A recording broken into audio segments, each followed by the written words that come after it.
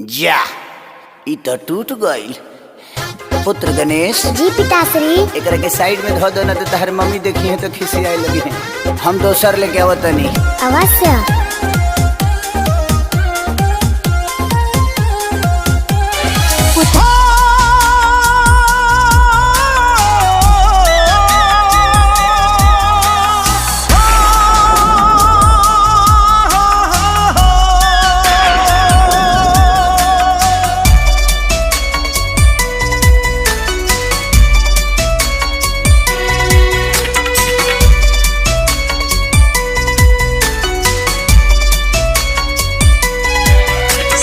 चैन सुकून भूले गईली, दिलवा के दर्द याद गईली।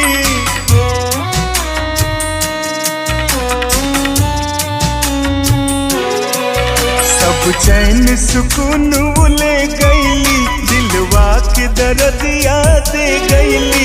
हम रात रात भर जागी दिन सार करीले।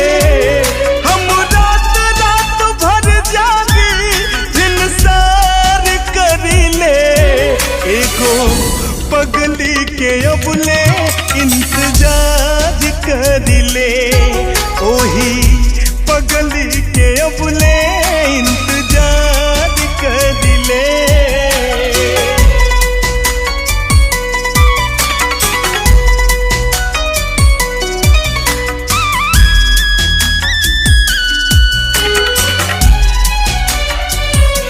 वो दिल में ओकरे समाइल सुरतिया बाटे, भाईल पागल के जैसन हलतिया बाटे।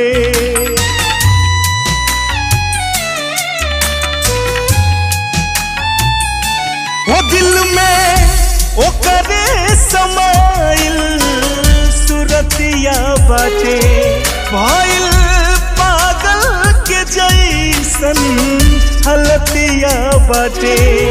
ओकरा न पता बा उसे कितना प्यार करीले, ओकरा न पता बा उसे कितना प्यार करीले। एगो पगली के अबले इंतजार करीले, ओही पगली के अबले इंतजार करीले।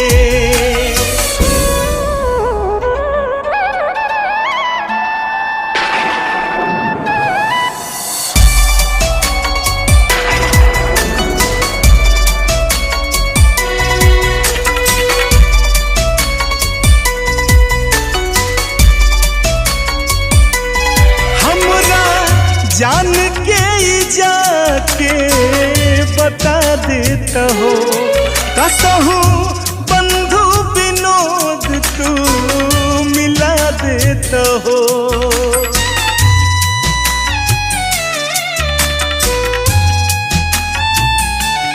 हमरा जान के जाके बता देता हो, कसहू बंधु विनोद तू मिला देता हो।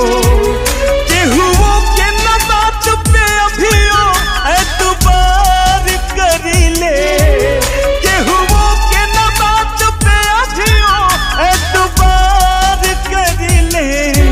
एगो पगली के अबले इंतजार करीले, ओही पगली के अबले